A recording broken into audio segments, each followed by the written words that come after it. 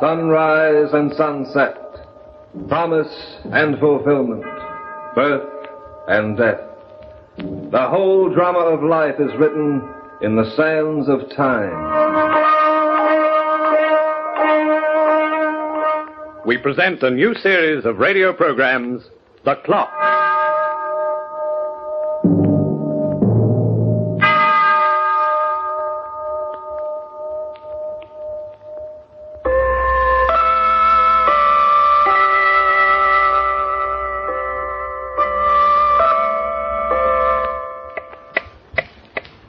It's nice to have friends, and I can count quite a few of my own. Most people consider me to be a very good fellow to know. Well, if you'll pardon a bit of boasting on my part, they find that their time is enjoyable, and the minutes and hours of their lives are valuable things indeed. To these people, working towards an end for themselves and their families, time provides them with the opportunity to relax, to do a job, and to build for the future. Yes, I count myself lucky to have so many friends. But I also have some enemies. Who are my enemies? I'll tell you who they are. They're the inmates of prisons throughout the world. They're the misfits and the socially outcast. Many of them can be reclaimed. Many of them serve out their terms, pay their debt to society, and later begin anew. But there are a very few, who will never change. These are the hardened types, the killers to whom human life is cheap. These are the ones who watch my hands as they slowly turn year after year, who watch my face knowing that for them, time has no rewards. These are the ones, my friends, who hate me and who despise the world. Wait. You got the rods? Here's yours. Stick it under your shirt, quick. Duke slipped them to me about an hour ago. We're going into the yard. The Duke's all right. He comes alone. He gave me the dope in the hash house. We go east to the river, and we cut across to the bay. We hide out on the beach, and Joe'll pick us up there in a fast boat. I got it. When do we make the break? Now. Now? Yeah. All I was waiting for was to get my fingers on a rod. But I figured that we I'm was running going... the show, Smiley, just like I always run it. Oh, sure, Red. We know. Everything's worked out. We can't lose, and we can't wait. We start the panic as they start taking us back inside. I'll short-circuit the lights by firing into the switch box. We pick up the guard and march. Right. Look, Smiley, this is it. I don't want to be grabbed, see? We either get out of here on our feet, or we get carried out in a box. Understand? Yeah, and I'll duel anybody who stands in our way. Okay. Tip the Duke off. Here comes the guard. All right, man. Time's up. Line up to file back to your cells. Forward, march. Fire! The gun's on fire! Stand where you are. Nobody move.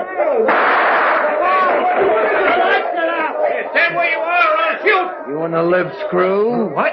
Start getting us out of here. You know the way in the dark, start moving fast, or I blow your head off.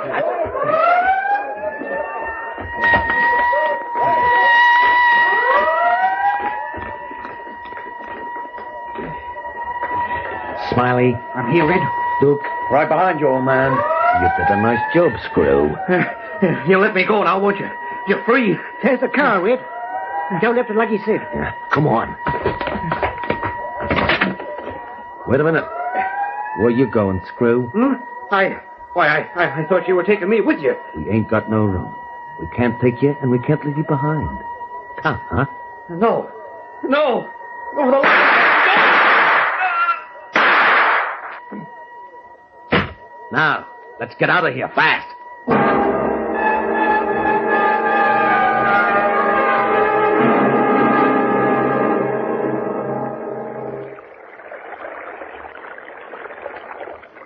What time you got, Smiley? 10-5. Yeah, he's late. I tell you, ain't coming, Red. Look at that plug out there in the water. He couldn't find his beach if he tried. Do we come this far, then lose out? Don't irritate yourself, my boy. Joe's a man to be trusted. He'll be here. Yeah, when? When the fog lifts. Tomorrow night, perhaps. Remember what he told us. We're to keep the same rendezvous every night at this time until he shows up with the boat. And while we're waiting, what do we do? Stand here on the beach until we're spotted? I must admit we didn't allow for that contingency. Hey, Wade, look. At what? On the other side of the beach, in that cove. That's a house. You only one I can see. There you are. We can help ourselves to shelter, so to speak. How do we know who's in there? What difference does it make? We take over, that's all. Yeah, take cover. Okay, come on. Let's go.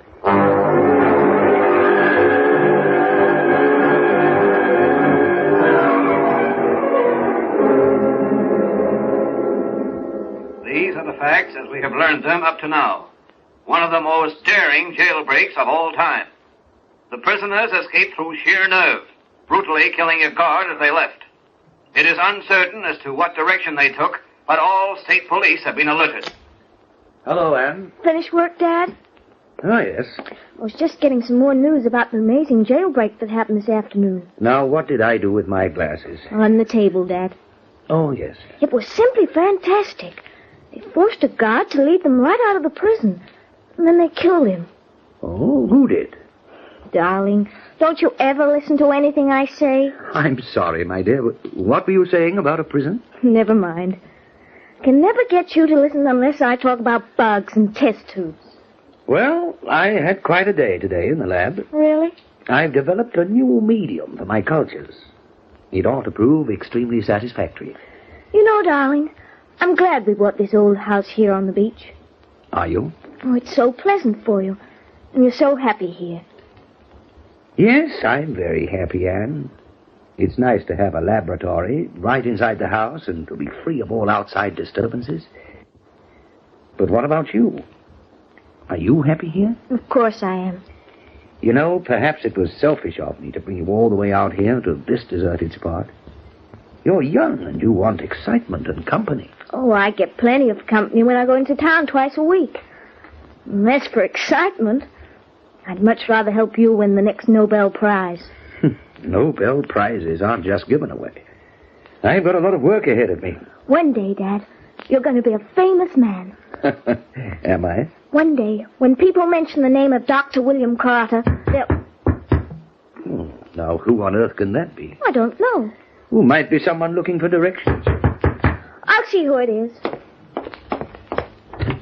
Yes? Inside. Dad! Inside, I said. Dad! Well, what's going on here? Smiley, take a look through that door. Okay. Is this a hold-up? Not exactly, young lady. If you'd like an explanation... Shut up, Duke. Who else is in this dump outside of you two? No one. You sure? Of course I'm sure. The joint's empty, Red. That's good. Take care of the phone. Dad, he's tearing the phone from the wall. Well, that's the smartest thing to do under the circumstances. Wait! I know who they are. They're the three escaped convicts.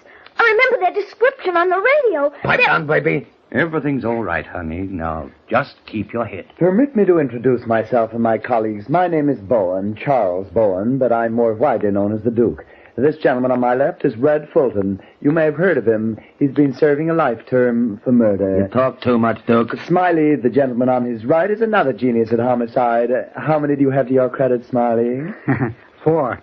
Red's got me, Beatty. He's got 8. Can't he, Gav? Are you? Me? You got anything to eat in this dump? There's a little cold meat in the icebox. Get it out. What? I said get it out. Hey, what goes with you? Can't you hear? Go on, Anne. Prepare some sandwiches for our guests. Hook, go with her. The pleasure is all mine. After you, lady. What's your name, mister?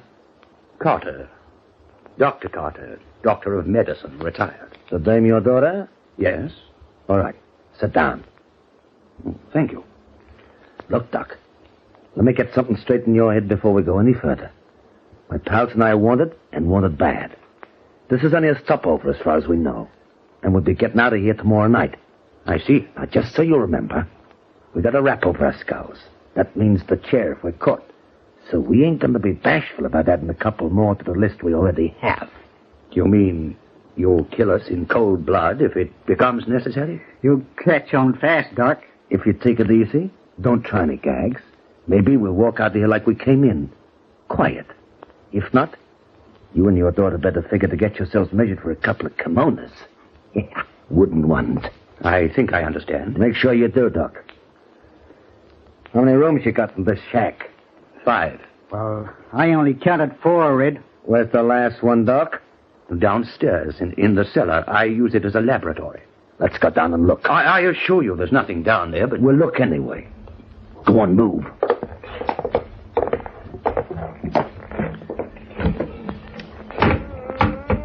Hey, it's an opening in the floor. This trapdoor leads to the cellar. There are stairs going down. Smiley, you first. The Doc next. I'm last. I assure you there's nothing down here that would interest you. Then you got nothing to worry about by showing it to us. Please be careful. I have several valuable specimens in the test tubes that are important to me. What are you reaching for? The light switch, of course. Hey, wait. Get a load of this place. Yeah. What's all the glassware for, Doc? Those are flasks and test tubes. I'm a bacteriologist. What? I work with infectious diseases. I try to find vaccines that will prevent or cure them. Yeah. Does it pay off? In satisfaction, yes. Nuts. Hey, Red, look at this. You got a rabbit in here. That's not a rabbit, it's a guinea pig. What's the idea? I use them for experiments. Well, he looks like he eats good. Look how fat he is, Red. Yeah. He certainly is fat. Hey, what are you doing? Don't pick him up, please. I want to try a little experiment of my own. I want to see if he can breathe when I squeeze his neck. You're strangling him. Well, it's always good for a laugh. Why, you've killed him.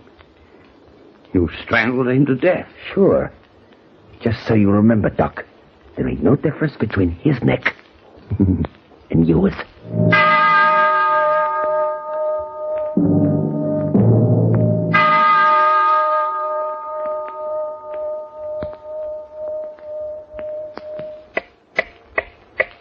The ocean tides can be depended on to rise and fall according to a fixed schedule of time.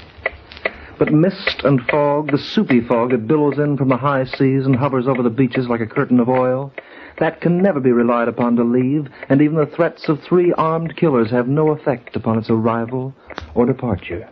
What's the matter with that fog? How many nights we got to hang out in this hole? Joe won't be around tonight, Red. I just took a look at the beach. Worse than yesterday. As Mark Twain once said, everyone talks about the weather, but no one seems to be able to do anything about it. Shut up, Duke. The Doc's downstairs, playing with his bugs. And the dame? In the kitchen. Red, what happens when we leave? What do you mean, what happens? Joe's going to pull us off that beach in a motorboat. He takes us to a tanker 12 miles out, and we head for South America. So what? What Smiley is trying to tell you is that the plan is perfect, provided no one else is aware of it. That's what I mean. If we happen to leave anyone behind who can notify the Coast Guard, that tanker won't get very far. We ain't leaving nobody behind who can talk. Red, Huh? look. What are you doing in here? I wanted to go into the laboratory. My father hasn't had his dinner yet. I'm bringing it down to him. You're sure nice to the old man, baby. You ever like to be nice to anybody else? Take your hands off me. Take it easy going down them steps, baby.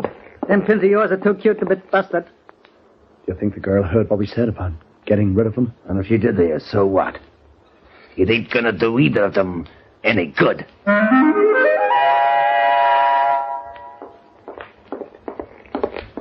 Boy, dinner? Oh, that's sweet of you, my dear. Dad, I want to tell you something. I just heard them talking upstairs. They're going to kill us before they leave, Father. They're afraid we know too much about their plans. What's going on down there? Nothing. It's sure taking a long time to park that hash. They're coming down. Don't be nervous, Anne. What are you two cooking up? Oh, we've just been talking. Yeah. You spend too much time down here, Doc. I don't like it. I have work to do. That's so. Okay. They're smashing your specimens. Stop it. Stop it. See your hands. They've broken almost everything. Sure. You got nothing to work with now, so you got no work to do. And no reason to be down here. You shouldn't have done that. No. You'll regret it. Yeah! You're getting too smart, Doc. Next time you'll have a mouthful of teeth. Hey, Red, you got some of that stuff on your clothes. What stuff? That junk that was in them tubes. Some had spilled on me, too. Here, let me brush you. That won't do you any good. What? The bacilli in those tubes were among the most dangerous known to man, and they strike very quickly. Well, what's he talking about? I don't know. Have you ever heard of bubonic plague? Stop dishing out them fancy words. Speak English. I've been working on bubonic plague for years. It's one of the most horrible diseases in creation. In a day or two, perhaps you'll begin to know what I mean. What are you trying to do? Put a scare into us, Doc? We'll see when the time arrives. Come on, get moving. From now on, you and the dame stay inside the bedroom. And you don't come out, see? Unless you're asked.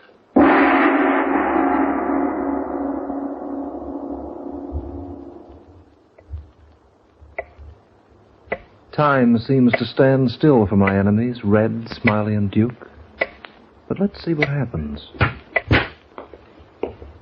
The fog's still as bad as ever. There's no sign of Joe. Or maybe tomorrow night. Hey, Duke. Yes, old boy? You're a smart guy. Brilliant is the word. Yeah. What's bubonic plague? A disease. It ain't bad, though. Is it? My dear Red, in the Middle Ages, bubonic plague killed people like flies. It's a frightful contamination, frightful. Why do you ask? Well, yesterday we busted up the old man's glass factory. And we got some stuff in our clothes, too. He said it was bubonic plague. What are you looking at? Bubonic plague? Stop looking at me like that and talk. I don't know what to say. How can he have a disease cooped up in a test tube? He was lying, wasn't he? I don't know. If he was working with the bacilli... That's the word he used. Hey, what are you moving away for? I want to sit down. Over here. Away from you. What are you sniffling about, Smiley? You've been doing that for an hour. I don't know. I got an itch in my nose. An itch? Yeah, and my chest feels, well, kind of funny. You mean you feel sick? Hey, wait a minute. I didn't get no disease, I'm all right. Keep away from it. Keep away. Duke, are you nuts? Bubonic plague. I'd rather be dead than have bubonic plague. Funny. Get the doc in here, Smiley. Come inside, Doc. Why, yes. What is it? Now, listen, Doc. And listen hard. Don't lie to me, or I'll stitch your ribs with slugs. How do you know when you get this bubonic plague? The symptoms are very easy to recognize. Yeah? Itching nose, heaviness in the chest. That's the beginning. Red, I got it. The nose itches because the bacilli enter the body that way. Later, the pains in the chest become more painful, and circulation ceases in the extremities. Yes, the extremity. What does that mean? It means your arms and legs can fall off. It's a slow death, one of the most painful known to civilization.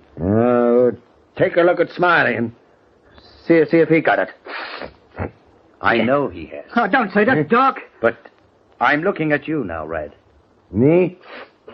Yes. Does your nose itch? No. I'm sure it does. How does your chest feel? Is it heavy? I'll kill you for it! Red, don't touch him. He may be your only chance. And yours, too. Mine? You can't help contracting the disease. Those broken test tubes have made this place a death house. What about you and your daughter? If we get it, you get it, too. Oh, no. I told you I was working on it. I've found a vaccine for it. We've been injected. We're immune. Hey, can you give us an injection, too? Shut up. Of course I can if you want it. You ain't giving us nothing. Now get back into that room. All right. Just as you say. Look, Red, you've got to be reasonable. He's lying. He's trying to scare us. When Joe shows up, I'll knock the two of them off myself. He can't scare me, not Red Fulton. I'm tough, see? I'm as hard as nails. And I'm top man around here, understand?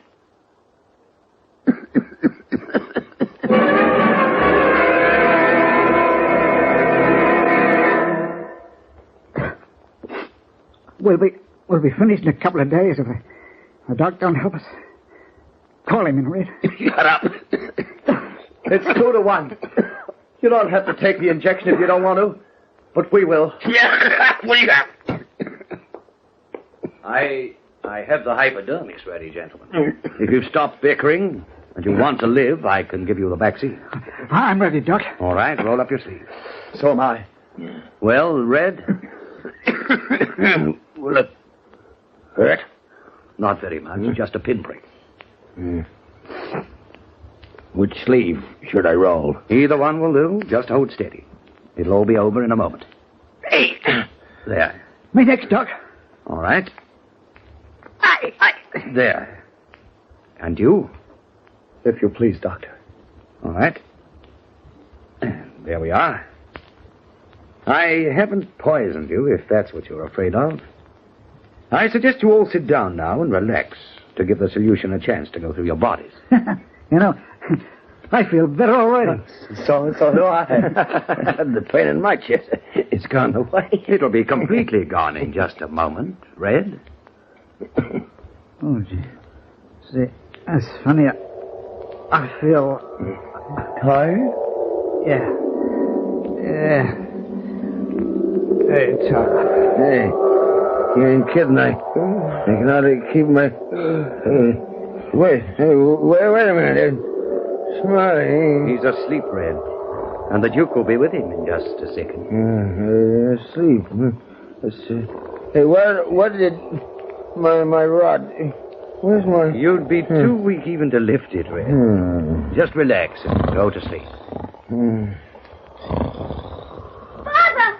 Father! It's all right, Anne. Everything's fine. They're all fast asleep.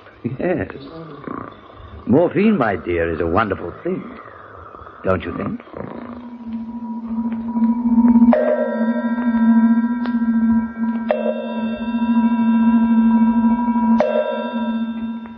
Well, Doc, I've got to hand it to you. Officer, I trust my recent guests are safely behind bars, where they belong. They're our guests now, but it's only temporary.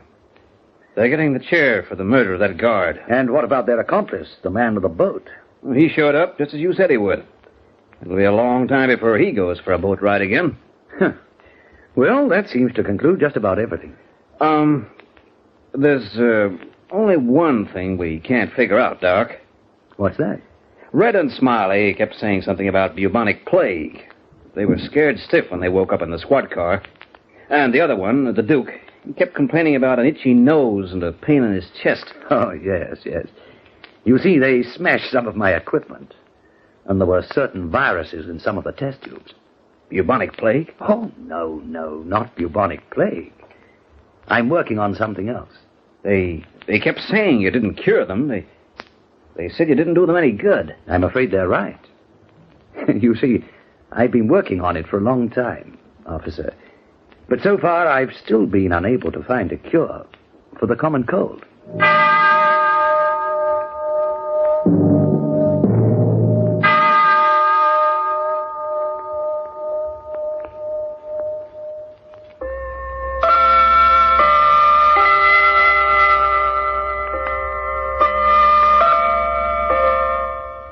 Yes, I find I have many friends, like Dr. Carter, for instance. In his own quiet way, he makes good use of time. And as for my enemies, well, surprisingly enough, I know of 3 in particular who have lately become my friends. They are watching the clock now with eager concentration and hope. They're watching for a reprieve which will never come and which they don't deserve. I can bring them no reprieve, my friends, for that is beyond my power. But as my hands go round and the seconds tick slowly off, sooner or later I will be able to bring them justice. The Clock will be heard again next week, same time, same station. This program was written by Lawrence Klee and starred Hart McGuire as the Clock. Also heard were Frank Waters as Red, Beryl Marshall as Anne, Ozzie Wenburn as Smiley, Leonard Bullen as Dr. Carter, together with Gordon Chater and Gordon Glenwright. The Clock, directed by John Saul, is a Grace Gibson radio production.